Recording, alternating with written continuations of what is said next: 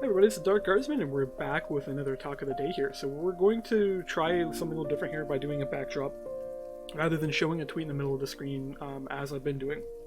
Hopefully this looks a little nicer, and gets a little bit better going on than just a web page open, and some background noise, and maybe some background game running that you can barely see out the edge of the thing. The plan is, as I keep working on these and keep developing the skills to make these videos, we're going to be using more interactive backdrops, so things that would have more going on in them. Maybe some game footage, maybe some kind of whatever going on. Definitely want to get into the point where we're going to do some animations for some of these, where I kind of show what I'm talking about, but for the moment this will work. So we're going to, though, keep this one short, though, because I don't have a huge amount of time, so this one's going to be really short, and I'm going to skip past one or two of the tips of the day I did. I'm actually just going to pick one at random, so I believe the one I did on the 5th, I think it was, or maybe it was the 6th. I really lost track. I've kind of not kept up with these videos. By the time I usually remember to do them, it's like 9 o'clock at night. Anyway, so we're gonna do there's no such thing as a temp fix. So that one should be pretty easy to explain. This one is a general concept that many developers will eventually run into. So you end up working on some code, and you end up making a whole bunch of systems. Maybe you designed it well, maybe you didn't design it well, it doesn't really matter what the situation is. But you hit a bug, you hit a problem, and you work your hardest to solve it. And when you finally solve it, you apply a fix. And you tell yourself that this fix will be temporary, that it'll be there just until I can get time to come back and work on the code and rewrite the system or learn some kind of new skill, so that way I understand why the bug happened in the first place. And then what happens is you never come back. So you never come back to remove the temp fix, you never come back to remove the patch or whatever, and replace it with a more permanent, much stronger, more reliable fix, or a new system altogether.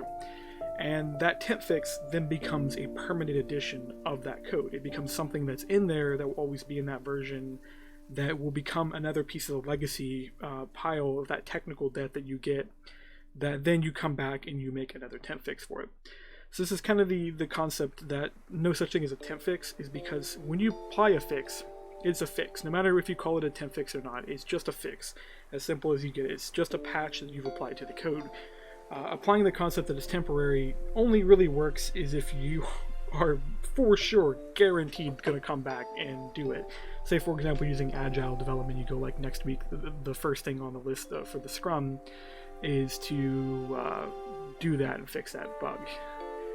But yeah, so that's pretty straightforward. No such thing as a temp fix. And I guess I probably should put a couple examples on this. I'm trying to think of like some of the best easy ways to do this. So ICBM probably is a great example of this, is that it has a lot of these in it. It has a lot of little bits of code that are designed just to do really basic things to fix really minor issues. For example, melting ice or melting snow. There's actually pieces of code in there that are specifically designed to do that, but they're temporary patches. They're not reliable changes. They're not things that are in there that are guaranteed to work between each version. So every time that code has to be updated, then that bug's going to reappear. Another example is fire mechanic. A lot of the fire mechanics in ICBM actually have minor problems in them that have been temp fixed. For example, if you place too many fire blocks and you don't place them with really good attachment to blocks around them, you can actually crash Minecraft. This is a defect inside Minecraft where when the fire block gets placed, if it doesn't have a good connection, it will tick decay off. It will decay away, which is how it's supposed to work. But when you have too many of these happening at once, it'll trigger an on-neighbor update check, which will then chain react and crash the server.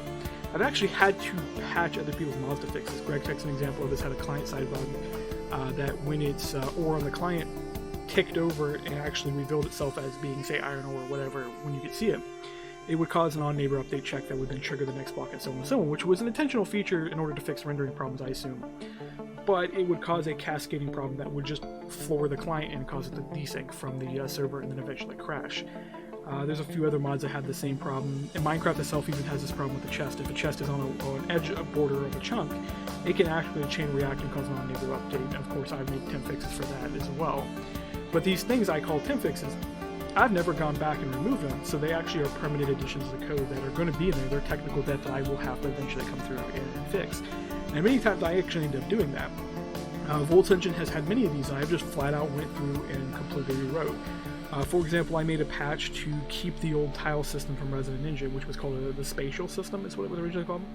I turned that into tile system and then patched it and made it work, and then kept patching it to make it do new things, and eventually here, like sometime I think last year or the year before, I just got fed up with it and completely rewrote this system to the node system. So we have a brand new system for that, and that's a good example of replacing a temp fix that actually rewrote it completely, rather than actually applying another fix. But more often than none, what you'll see is that when that temp fix fails, another temp fix will be applied over it, another temp fix will be applied over that, and so on and so on. Even if you update your mod and completely rewrite it, you're going to end up with new temp fixes in your system. It's kind of a way of life. It's what's called technical debt, is a way to put it. It's decisions you've made that are going to result in the need for time later to fix them. Anyways, I'm going to stop rambling now and keep this video short, and I'll see you guys later in the next video, and hopefully we get a little bit more going on with this.